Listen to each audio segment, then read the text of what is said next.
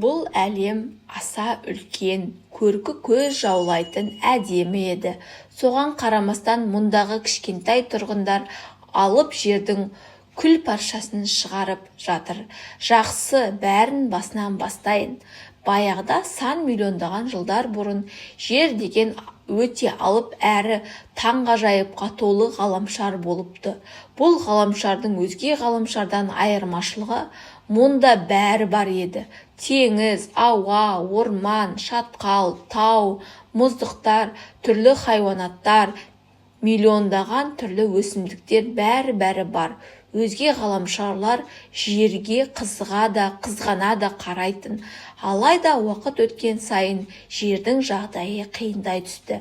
Жердің ажары тайып, жұпыны бола бастады. Күндердің күнінде Зиянбек есімді адам көп ақша тапсам деп ойлайды. Оның мақсаты қыста да жазда да үздіксіз оңай ақша тауып, дүниедегі ең бай адам атану еді. Осылай Зиянбек күн демей түн демей ойланып, пластик пакетті ойлап табады. Бастапқыда жер ғаламшарының тұрғындары жаңа өнімге аса назар аудармайды. Десе де Зиянбек мұның бір амалын табуға тырысады. Солай ол өз өніміне жарнама жасауды ұйғарады. Зиянбек жер тұрғындарын жинап, ортаға шығып, ханымдар мен мырзалар, менің жаңа өнімім сіздердің өмірлеріңізді жеңілдетеді. Менің пакеттерім сіздердің қолданып жүрген қағаздан, матадан жасалған сөмкелеріңізден әлде қайда берік, әрі бағасы да арзан. Бұл өнімді қаланың барлық жерінен таба аласыздар. Сол себепті Зиянбектің зиянсыз пакеттерін қолданыңыздар деп жар салады. Зиянбек мұнысымен қоймай, теледидар, дүкен қабырғаларына өз жарнамасын ілгізеді. Жарнаманың жалған сөзіне енген жұрт жаппай пластик пакеттерді қолдана бастайды. Жылдар өтеді, жер ғаламшарында бұрынғыдан да ел көрмеген сұмдық жағдай болады. Су жануарлары жаппай қырыла бастайды. Тіпті кей су жануарларының түрі жоғалуға да айналды. Мұның себебін Ақылбек өз бетінше зерттеп келеді. Ақылбек жер бетіндегі түрлі өсімдіктер жойылуы, топырақ құнсыздануы мен су жануарлары қырылуының басты себебі пластик пакет деп тұжырымдады. Ақылбек теледидарға да шығады, халықты жинап түрлі іс-шаралар да ұйымдастырады. Десе де Ақылбектің айтқанын құлақ асатындар аз еді. Себебі халыққа өте арзан пакет қолданған әлде қайда тиімдірек болатын. Ақылбек қатты қапа болады, сонымен Зиянбекке жолықпақшы болады. Ол Зиянбектің жұмыс орнына қоңырау шалады. Алайда хатшы қолы тимей жатыр дейді. Сөйтіп арада 18 күн өткенде Зиянбекпен әрең жолығады.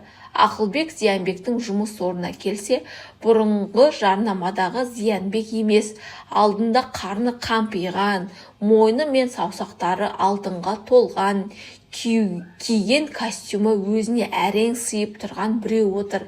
Ақылбек өз көзіне өзі сене алмай, сәл кідіріп барып, сәлеметсіз бе деп әрең үн қатты. Зиянбек маңғаздана, не шаруамен келдіңіз? Деп әрең жауап береді.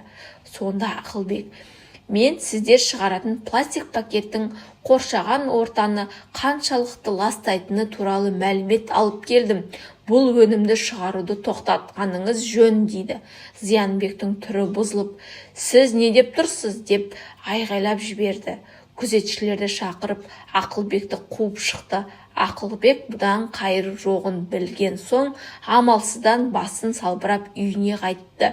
Ақылбек түрлі іс-шаралар ұйымдастырып, жер ғаламшарының тұрғындарына зиянсыз дорбаларды қолданайық деп ұсыныс тастайды. Жұрттың көбі қосылады. Алайда пластик пакетті қолданатын адамдардың, кәсіпорындардың саны тіптен көп еді. Ақылбек өз ғаламшарын қимағанмен бұл ғаламшарда ендігі тұра алмайтынын сезеді. Сөйтіп, есек қырған ғаламшарына көшкенім жөн дейді.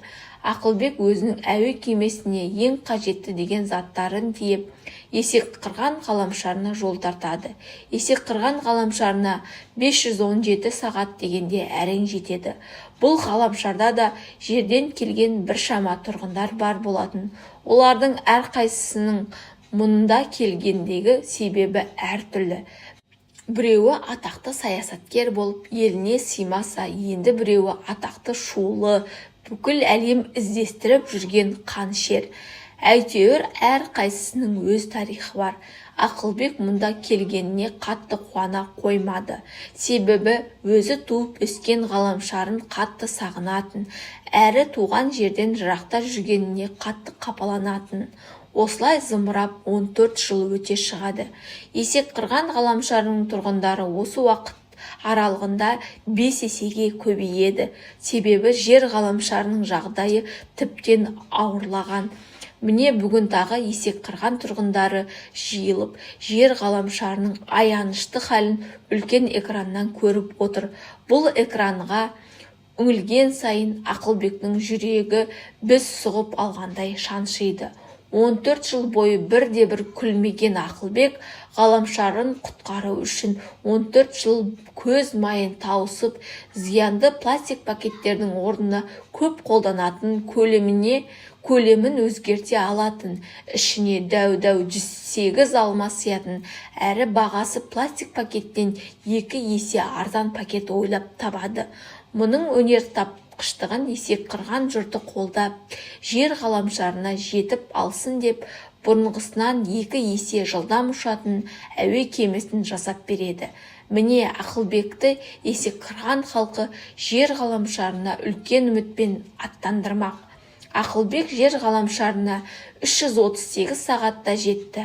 Себебі Есекқырған халқы жаңа әдіспен әуе кемесінің жылдамдығын арттырып, әлде қайда ыңғайлы етіп жасаған еді. Соның арқасында Ақылбек зеріккені болмаса, жерге еш қиналмай жетті. Бұрынғы үйінің орнына қоқыс өңдейтін зауыт салғанын көріп, жүрегі ауырды. Амал не, бірақ тез іске көшу керек. Сондықтан біраз күн әуе кемесінде түнеді. Сөйтіп өніміне жарнама жасауым керек деп ұйғарып, онысы сапалы, сәтті шығу үшін барын салды. Жарнама 1 аптада дайын болатын болды. Осы уақытта Ақылбек аяғы талғанша қаланы аралады. Қаланың бұрынғы және қазіргі жағдайының арасында жер мен көктей айырмашылық бар. Ауа ластанған, ағаш, гүл мүлдем жоқ. Оның орнына сенсорлы экран орнатып, гүлдердің суретін қосып қойған.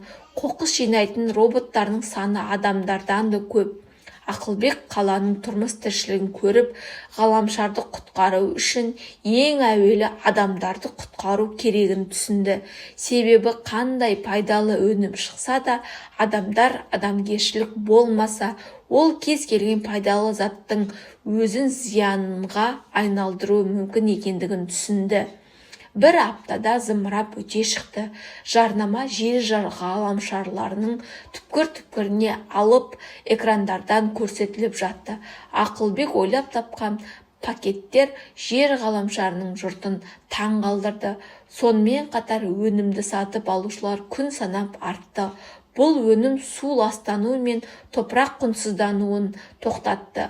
Ақылбек және Есекқырған жұрты бұл жаңалықты естіп қатты қуанды. Соңында Есекқырған халқы өз ғаламшарларына оралды. Алайда жер ластануына пакеттен де басқа себептер бар еді. Оны тоқтату үшін Ақылбек бастап, Есекқырған жұрты қостап, жер жанашырлары деген ұйым құрып, адамдарға, өзгеге, адамзатқа зиян тигізбеу, адамгершілік туралы жиындар ұйымдастырды. Ол қоқысбектер әлемін жасап, пайда тапқысы келген Зиянбектің зиянсыз пакеттерін ешкім сатып алмайтын болды. Солай Зиянбек лезде тақыр кедейге айналды. Ал жер жанашырлары ғаламшарды уақыт өткен сайын қалпына келтіріп, көркейте түсті, еңбегі еленіп, халық қаһарманына айналды.